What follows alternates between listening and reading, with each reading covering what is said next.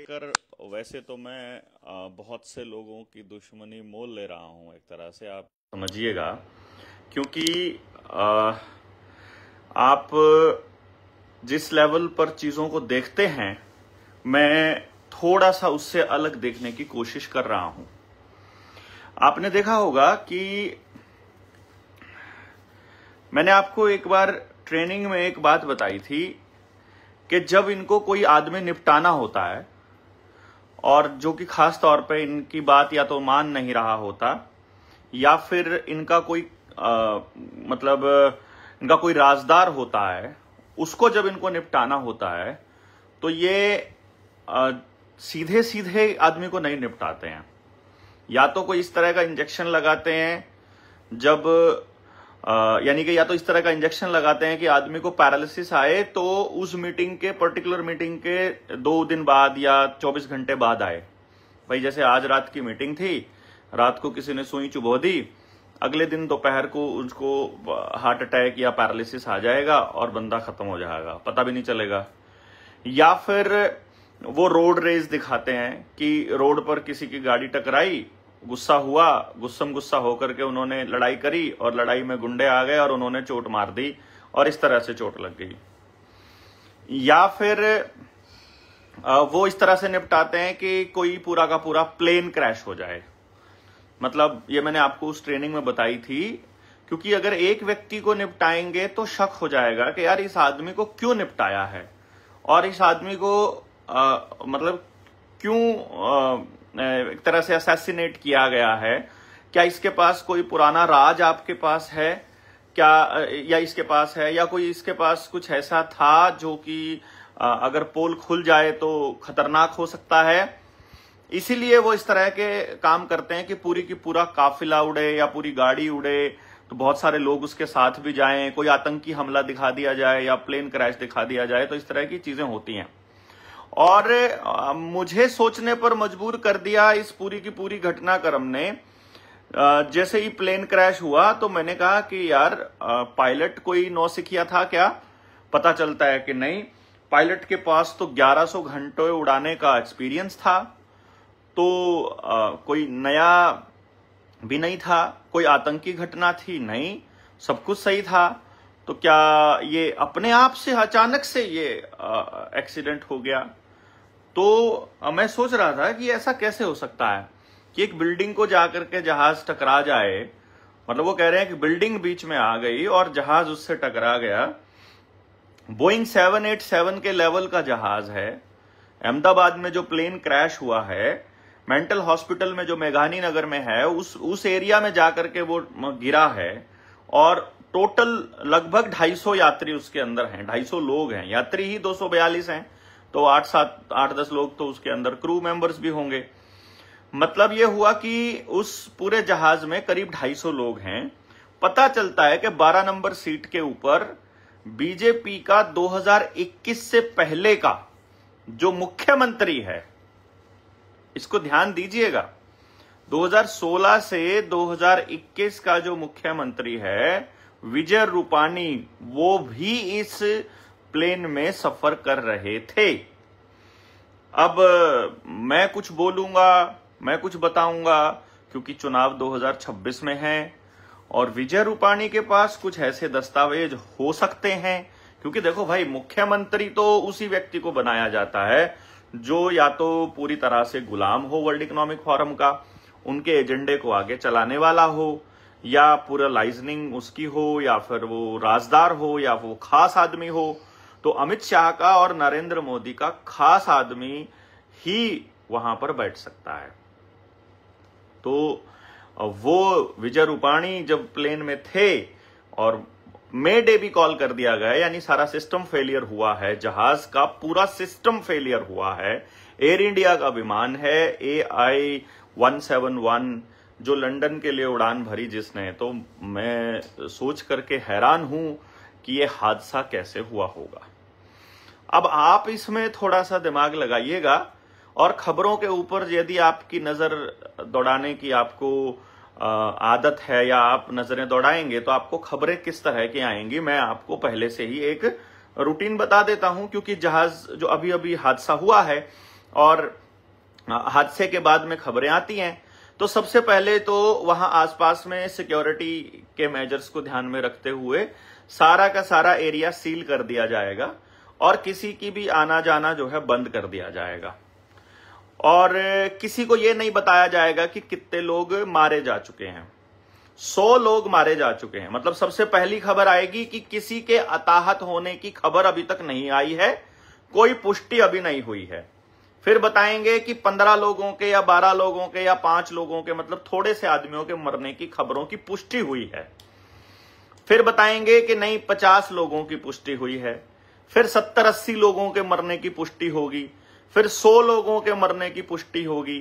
फिर 150 लोगों के मरने की पुष्टि होगी। उनको अस्पताल पहुंचाया गया है, घायलों को, इस तरह की चीजें चलेंगी। पूरा दिन पूरा मीडिया इस तरह से हाइप क्रिएट कर देगा कि यह हादसा हुआ था और इसमें इतने लोगों के मरने की पुष्टि हो गई है।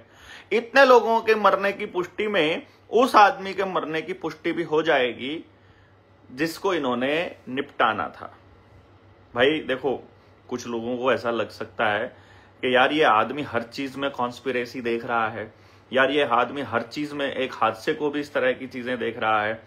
भाई मैं आपको पहले बता रहा हूं, आप इस चीज को कैसे ही भी समझिए, आप जो मर्जी समझिए दोस्तों, मैं आपसे बहस नहीं करूंगा, लेकिन क्योंकि मैं इस पूरे सिस्टम को समझता हूं तो मुझे मालूम है कि यह काम कैसे करता है।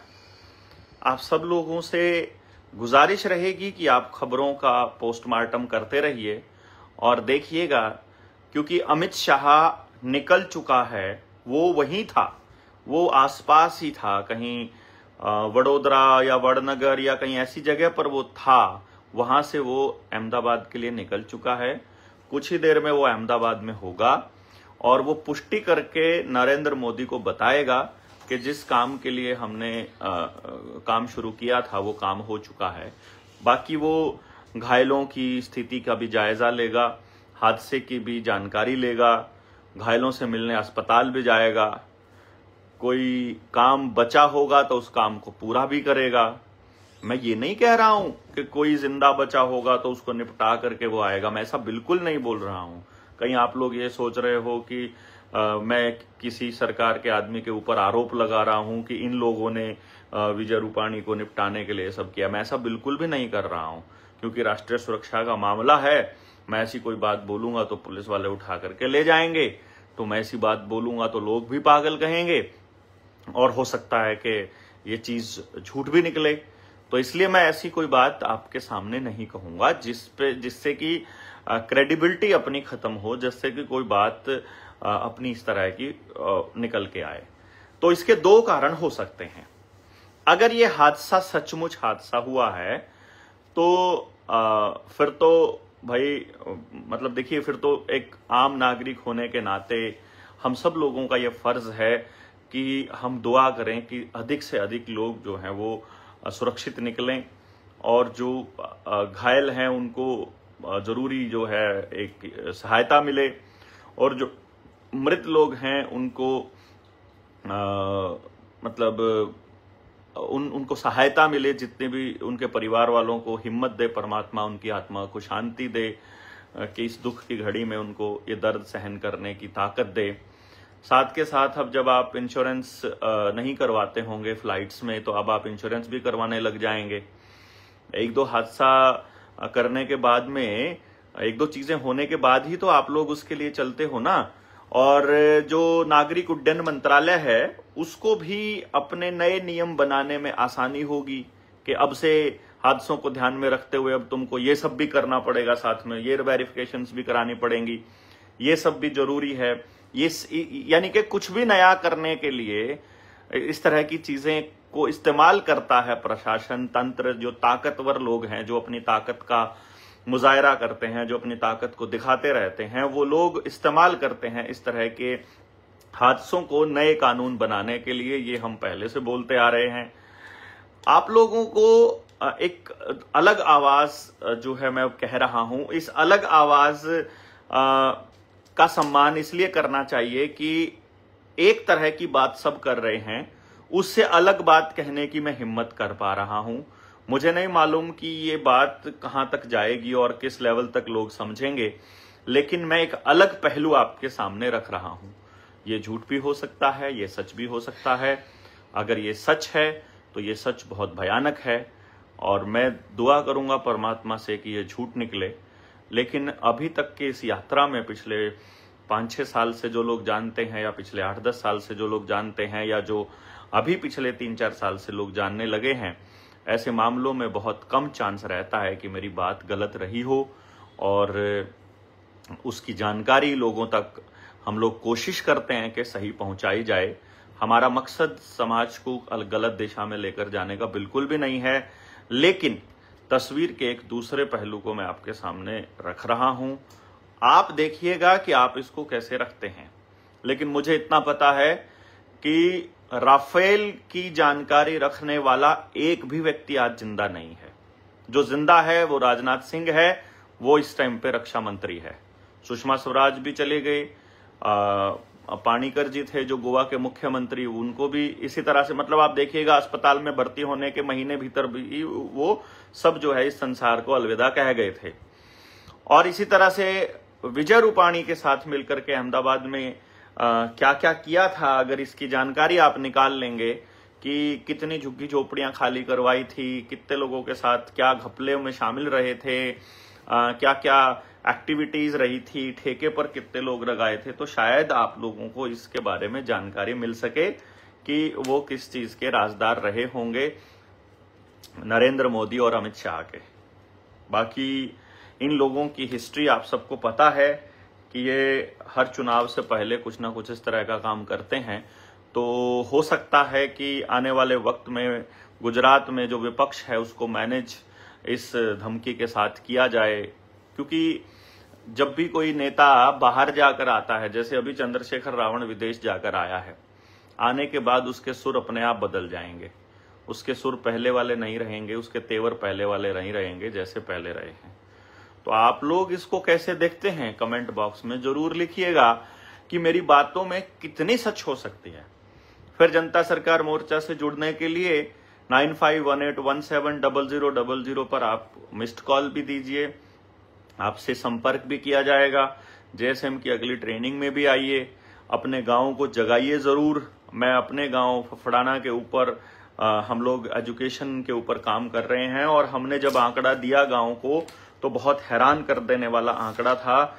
मैं बहुत हैरान था। ये आंकड़े हमने इकट्ठे किए थे, सभी जितने भी हमारी बिरादरियां हैं, सभी बिरादरियों को काउंट करके उन सबके घर जा करके हमने, हमारी साथियों ने वहां पूरा काम किया था।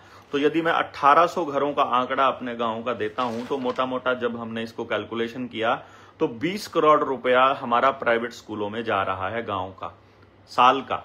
यदि इस 20 करोड़ रुपए को रोक लिया जाए, और मेरे गांव की जो पॉपुलेशन है वो करीब 6200-6300 है, 4200 मेरे गांव में वोट हैं, 4 बूथ हैं, इसमें जो टोटल 44 करोड़ रुपया हमारा बीमा जाता है, बीमे की किस्त जाती है, इंस्टॉलमेंट बीमे की, और जो खेती वाला बीमा है वो अलग है इससे।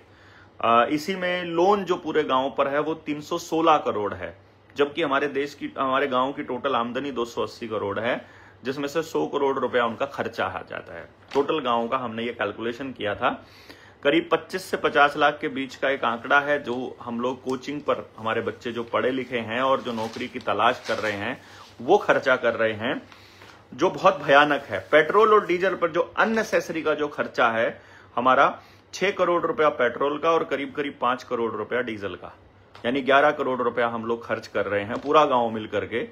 और सब्जी वगैरह का, धान का, गेहूं का, इन सब के खर्चे जो हैं वो अभी तक हमने घरेलू खर्चों पे कैलकुलेशन किया था, ये भी बहुत खतरनाक निकल। यहां तक कि जो हमारे रिलीजियस जो खर्चा है, यानी जो मंदिरों में जो दान करते हैं, कोई कहीं विजिट करके आ रहा है, कोई मतलब जो धार्मिक यात्राओं का जो खर्चा है वो पूरे गांव का निकल कर आया था हमारा लगभग 2 करोड़ रुपया साल का। तो इस तरह की चीजें जब हमने देखी कि यार अगर गांव के लोग थोड़ा सा समझ जाएं और अपने अपने गांव पर फोकस कर लें, अगर मैं हरियाणा के 7000 गांवों से मल्टीप्लाई करता हूं इस पूरे आंकड़े को, तो आपका क्या हाल होगा अंदाजा लगाइए। और यदि मैं पूरे देश के गांवों पे अगर इसका आंकड़ा लगाता हूं, 7 लाख गांवों को अगर हम कैलकुलेशन करते हैं, तो आप इसका आंकड़ा लगाइए कि ये कितने कैसे हालात आपके होंगे और किस तरह से आपको अपना गांव बचाना है। इसके लिए निडर इंडिया जो चैनल है अपना, उसकी प्ले लिस्ट है। उस प्ले लिस्ट में शिक्षा क्रांति निडर JSM के नाम से प्ले लिस्ट का नाम है। उसको जब आप जाएंगे तो वहां आपको मिलेगा कि उसमें वीडियोस है कि पहले दिन हमारे साथियों से हमने क्या चर्चा की कि गांव में जाएंगे तो हमें क्या बात करनी पड़ेगी, किस तरह के लोग मिलेंगे, कैसी कैसी बातें करेंगे, और पूरा मतलब 14 वीडियोस हम अभी तक बना चुके हैं। सब कुछ हमने गांव के सामने रखा है और अब हमारे पास पूरे गांव में 40 लोगों की टीम है।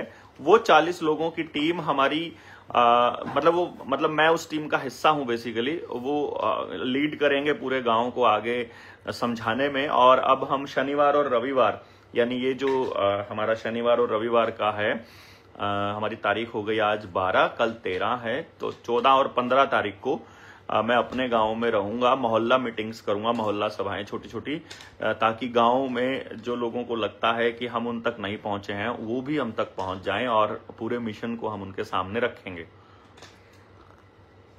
बाकी ये आपको पता ही है कि आप 15 साल से पुरानी गाड़ी जो है, या 10 साल से पुरानी गाड़ी डीजल की और 15 साल से पुरानी गाड़ी पेट्रोल की यूज नहीं कर सकते हो, लेकिन नागरिक उड्डयन मंत्रालय 50 साल पुराने जहाज इस्तेमाल कर सकता है। वो 100 साल पुराने जहाज भी इस्तेमाल कर लेगा, उसके ऊपर कोई दिक्कत नहीं आएगी, लेकिन आप इस्तेमाल गाड़ी नहीं कर पाओगे। उद्योगपतियों की सरकार ने आपको काबू करने के लिए पूरा गेम खेला हुआ है। आपको इलेक्ट्रिक व्हीकल्स जो कि चलते फिरते टाइम बॉम्ब हैं, मतलब उनको जब चाहे कंट्रोल की, देखो जिस चीज का कंट्रोल, जिसकी एप्लीकेशन है, जो चीज इंटरनेट से जुड़ सकती है, जो आपके मोबाइल से कनेक्ट हो सकती है, जिसका कंट्रोल आपके मोबाइल से हो सकता है, भाई साहब मोबाइल का ही कंट्रोल मोबाइल की कंपनी के पास है, तो जो एप्लीकेशन के जरिए कंपनियां कंट्रोल कर सकती हैं, तो वो गाड़ी को मोबाइल का जैसे सॉफ्टवेयर आता है, वो उसको अगर गर्म हो रहा है तो सॉफ्टवेयर अपडेट कर दो तो गर्म होना बंद हो जाता है।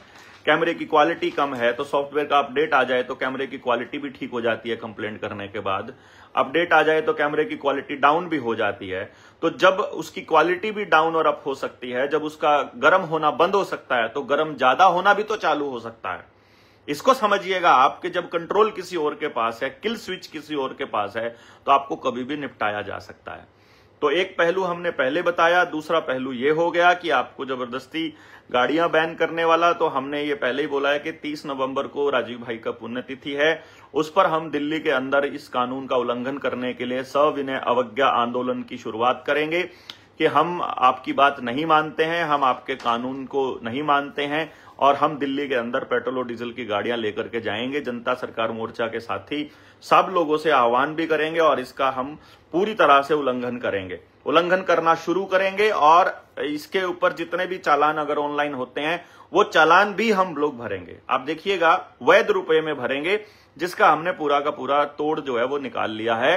किसी का भी चालान आए हैं, आने वाले टाइम में हम लोग घोषणा करेंगे कि किसी भी भाई का कितना ही बड़ा चालान हो, उसका भुगतान हम लोग करेंगे। बिजली के बिलों का हो, दूसरा हो, इसलिए प्रीपेड लेकर के आ रहे हैं ये कि डिजिट्स में आप रिचार्ज कराओ और आप को तब यूज करने देंगे। इनका भी विरोध करना है आपको, जितने बिजली के मीटर ये प्रीपेड लगाने जा रहे हैं। और कितने हरामी है ना ये लोग ना, मतलब पहले कह रहे हैं कि पहले तो सरकारी जो कार्यालय है वहां पर लगेंगे, फिर सरकारी नौकरों जितने भी हैं उनके घर पे लगेंगे, और फिर सरकार के जितने भी वो हैं, बोले तो बिल्डिंग्स हैं, भवन हैं, सरकारी भवन पहले वहां लगेंगे, फिर सरकारी कॉलोनीज में लगेंगे, और उसके बाद वो लोग आप तक लेकर के आएंगे। तो आपको सरकारी कर्मचारी यदि आप हो, उसका विरोध करना है। उसके विरोध का कारण क्या है मैं आपको बता देता हूं।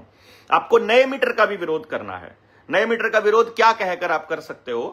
पहला आर्ग्यूमेंट, जो मीटर हमारे पास लगा हुआ है क्या वो गलत रीडिंग दे रहा है? यदि वो गलत रीडिंग दे रहा है तो आज तक हमसे गलत रीडिंग से हमारे से बिल क्यों लिया गया? और यदि वो सही रीडिंग दे रहा है तो फिर नया रीडिंग की क्या जरूरत है?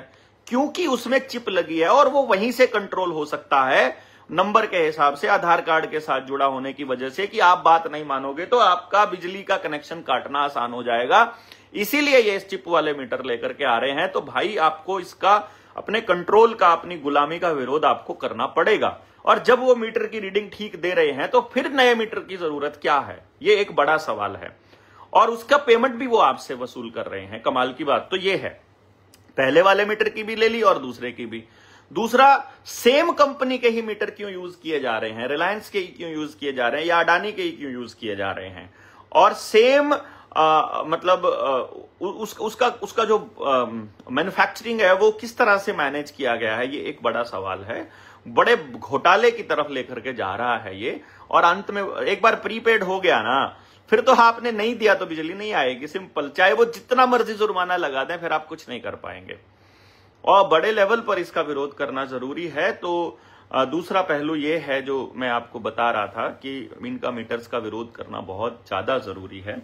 गाड़ियों का जो इन्होंने आदेश पारित किया है, इसका भी, इलेक्ट्रिक व्हीकल्स के मैंडेट का भी, मैंडेट कोई भी हो, जबरदस्ती कोई भी हो, मतलब धक्केशाही किसी भी चीज की हो, हमें इसका विरोध करना पड़ेगा। अगर आप इसका विरोध नहीं करेंगे तो फिर बहुत महंगी कीमत आपके बच्चों को इसकी चुकानी पड़ेगी। तो एक पीढ़ी को तो संघर्ष करना ही पड़ेगा दोस्तों। वो पीढ़ी आपके वाली हो या आपकी अगली पीढ़ी हो, ये डिपेंड करता है। ऐसा ना हो कि आप फिर वैसा ही हालात पैदा कर दें कि जैसे पहली जागृति 1857 में आई थी, वो 1857 वाली क्रांति के बाद फिर 1947-90 साल में जाकर के देश आजाद हो। तो कहीं ऐसा ना हो कि आज अगर आप नहीं बोले और पूरे खड़े होकर विरोध नहीं किया तो 90 साल यानी अगली 2 पीढ़ियां आपकी गुलामी में ही गुजार दें। पूरे इतिहास को बदल देंगे तब तक, ये पूरे सिस्टम को बदल देंगे। किताबों से आपका रुझान वैसे ही कम हो चुका है, सब कुछ डिजिटलाइज कर चुके हैं। आप आर्टिफिशियल इंटेलिजेंस के ऊपर निर्भर हो चुके हो। आर्टिफिशियल इंटेलिजेंस से ही पूछते हो उसमें लिख करके कि किसके बारे में आपकी क्या राय है, तो आप उसी को सच्चाई मानने लग जाते हो। एक दिन साइबर अटैक आएगा और सारी जानकारियां धुल करके नई जानकारियां आ जाएंगी और नई पीढ़ी उसी को सच मानने लग जाएगी। क्योंकि एक बार आपने टीवी के ऊपर देखा राजा हरिश्चंद्र की फिल्म, आपको लगा यार बड़ी अच्छी बात है। फिर आपने देखी रामायण, फिर देखी महाभारत, फिर देखा कृष्णा, आपको लगा टीवी तो बहुत अच्छी चीज है, हर घर में होना ही चाहिए। फिर आपने देखा वो केबीसी, फिर आपने बच्चों को भी दिखाना चालू कर दिया। एक बार बच्चों को चस्का पड़ा और फिर अब आपके बच्चे छोड़ते नहीं है स्क्रीन को। ये इस तरह से आपको लपेट देंगे। पहले सारी की सारी सच्ची बातें दिखाते थे, अब सारी झूठ दिखाते हैं। जैसे एक आदमी आपका विश्वास ले लेता है ना कि वो पहले 50 रुपए मांगेगा, फिर कुछ दिनों बाद वापस कर देगा, फिर 500 मांगेगा, फिर 1000 मांगेगा, फिर 5000 मांगेगा, फिर 10,000 मांगेगा, और इस तरह करते करते एक दिन वो आपसे ये 100-200 लोगों से लाख रुपए लेकर के करोड़ों रुपया लेके भाग जाएगा। और इससे पूरे समाज में एक दूसरे का भरोसा टूटेगा। इसी तरह से वैक्सीन कंपनियों ने किया। मतलब आपको ये छापा कि पहले बीमारी आई थी, फिर एक वैक्सीन आई, फिर आप बच गए, फिर वैक्सीन आई, फिर बच गए, फिर पोलियो ने बचाया, फिर फलाना ढिमकाना, ये ऐसा करके ये आपको बता रहे हैं, विश्वास जता रहे हैं, और फिर एक दिन कोरोना की वैक्सीन आ गई और अब आपका क्या हाल है वो देख लो। इसी तरह से सरकारों का है, वो आपको दिखाएंगे कुछ और, होगा कुछ और। जैसे छोटा बच्चा होता है ना, छोटे बच्चे के केस में क्या होता है कि हम उसको जब वो किसी चीज की जिद कर रहा होता है तो उसे हम, जैसे गिर गया वो, तो गिरने के बाद उसको चोट लग गई तो हम उल्टा धरती को ही पीटना चालू कर देते हैं कि ओए होए होए धरती में गड्ढा कर दिया, फर्श तोड़ दिया, देखो धरती को चोट लग गई, देखो जमीन को चोट लग गई, अरे ये देखो तुमने तो ये कर दिया। और बच्चा खुश हो जाता है कि धरती को चोट लग गई। या फिर आप वो ले गई कोको, ऐसा कुछ एक्टिंग कर देते हो, और या किसी चीज को पीटने लग जाते हो तो बच्चे का ध्यान भटक जाता है। ये तीसरा पहलू मैं आपको इस एक्सीडेंट का बता रहा हूं, जो यात्री विमान का जो एक्सीडेंट हुआ है, कि कुछ बड़ा घोटाला तो नहीं हो रहा है, कोई नया कानून तो पास करने की योजना नहीं कर रहे हैं, कोई नया नोटिफिकेशन तो जारी ना हो जाए इस दौरान कि आप लोगों के टीवी चैनल सारे के सारे इस हादसे की तरफ लगे हों और इन्होंने पहले से कोई चीज बना रखी हो कि ऐसा कोई मौका आए कि देश में कोई दंगा हो जाए, कोई युद्ध की कोई घोषणा हो जाए, कोई बॉर्डर पे कुछ चल जाए, कुछ पाकिस्तान का कुछ हो जाए, अमेरिका कुछ हो जाए, कोई मैच जीत जाए। आपने देखा होगा ना, आरसीबी जीती, उसके लिए एक प्रोग्राम चल रहा था बैंगलोर में, शायद उसके लिए वो जश्न मना रहे थे वो लोग यात्रा का, जीतने के बाद का। और उसके बाद उसमें 11 लोगों की मौत हो गई। जो देश 22 लोगों की हत्या पर रो रहा था, पूरे पाकिस्तान को तबाह करने की बात कर रहा था, उन्होंने तो नहीं कहा कि भाई ये विराट कोहली की टीम को तबाह कर दो क्योंकि इनकी जीत के जश्न में 11 लोग मारे गए। जो धीरेन्द्र शास्त्री के भगदड़ के अंदर लोग मर गए थे, जो दूसरी भगदड़ों में, जो कुंभ में लोग मर गए थे, तो आपने तो कुंभ को बंद करने की बात नहीं कही, उसमें तो सैकड़ों लोग मरे थे ना। लेकिन आप क्योंकि आपको दूसरी जगह पर भटका दिया जाता है और आप भटक जाते हैं, इस तरह के खूब सारे घटनाक्रम आपके सामने होते हैं। और कहां कहां ऐसे घटनाक्रम हुए हैं, इसके पीछे आदिवासियों की जमीन को लूटा जा रहा है, उनको खदेड़ा जा रहा है, उनको नए मकान देने के लालच देकर के उनको जंगल से बेघर किया जा रहा है, हेल्थ के और एजुकेशन के नाम पर उनका घर उजाड़ा जा रहा है, और आदिवासियों को जो मालिक हैं इस देश के, उनको मतलब आंदोलन नहीं करने दिया जा रहा, उनको नक्सली बता करके गोलियों से भूना जा रहा है, और आपको फिर ऐसी ऐसी चीजों के अंदर उलझा देते हैं जिससे कि आपका ध्यान भटकता रहता है। तो ये बहुत जरूरी है दोस्तों, आप सब लोगों से गुजारिश मेरी है कि आप सब लोग ऐसे ऐसे सवालों, ऐसी ऐसी घटनाक्रमों के ऊपर जरूर बोलिए, इनके ऊपर अपनी बात जरूर रखिए। आपको एक चीज का ध्यान रखना है, जो जेएसएम से जुड़े हुए हैं, अगर वीडियो बनाते हैं तो डायरेक्ट आरोप नहीं लगाना है, आपको किसी के ऊपर आपको संभावना जतानी है। जैसे ये मीडिया चैनल आपके साथ खेलते हैं कि पीछे इतना बड़ा क्वेश्चन मार्क लगा देंगे, असल में तो वो पूछ रहे होते हैं, लेकिन दिमाग में जो पढ़ने वाला आदमी है वो उसको सच मान रहा होता है कि जो लिखा है, जैसे मोदी शाह ने करवाया और ब्रैकेट और क्वेश्चन मार्क लगा देंगे। तो वो जैसे मेरे वाली जो वीडियो बनी तो किसी ने थंबनेल बनाया था कि मोदी शाह ने करवाया इंडो पाक वॉर, तो उस पे पढ़ने वाले को ऐसा लग रहा था जैसे मैं आरोप लगा रहा हूं कि ये मोदी शाह ने करवाया, लेकिन उसने क्वेश्चन मार्क लगाया था। तो हम लोग क्वेश्चन मार्क देखना भूल जाते हैं और सिर्फ पढ़ लेते हैं। इसी तरह से आपने सवाल की फॉर्म में करना है कि क्या ये इस तरह की चीजें हैं, ताकि लोग जो हैं वो एक दूसरा पर्सपेक्टिव तो उनके दिमाग में आ सके कि जो मीडिया आपको प्रेजेंट करने की कोशिश कर रहा है, जरूरी नहीं है कि वही चीज जो है वो सही हो और उसी तरह से हम लोग चलें और उसी तरह से हम सोचे जैसे कि ये कह रहे हैं। और 9518170000 अपना नंबर है जुड़ने का। आप हमें अगर आर्थिक मदद करना चाहते हैं तो इसी नंबर पर आप भेज सकते हैं, ये करण के नाम से आएगा। बाकी आपको जैसा जैसा ठीक लगता है, आप सब लोग अपने तरफ से अपनी जागरूकता लोगों के अंदर मतलब फैलाइए, अपने मिशन को आप आगे लेकर के जाइए। और जितने साथी अपने जेएसएम के जुड़े हैं और जिन्होंने अपने गांव पे काम किया है, जो 3 मीटिंग्स में अपने गांव में आए हैं, वो सारे साथी अपने अपने गांव में काम करने की रूपरेखा तैयार कीजिए। दूसरा, जो अगली ट्रेनिंग में आना चाहते हैं उन लोगों के लिए भी ये एक संदेश है कि आप हमारे अगली वीडियोस का इंतजार कीजिए, जो हम डालेंगे कि किससे आपने संपर्क करना है। और उसी तरह से आप उन लोगों से संपर्क कीजिए कि जो लोग जेएसएम के साथ जुड़े हैं, वो सारे साथी जैसे जैसे एक दूसरे के साथ संपर्क करते जाएंगे अपने अपने जिलों में, जैसे सहारनपुर में सचिन है 87080 935, मैं नंबर उसका मिस हो गया मेरे पास से, सचिन का नंबर है, मैं वो नंबर आपके सामने रख दूंगा ताकि आप सारे के सारे लोग उन लोगों से जुड़ पाएं जितने भी साथी हैं। सचिन का नंबर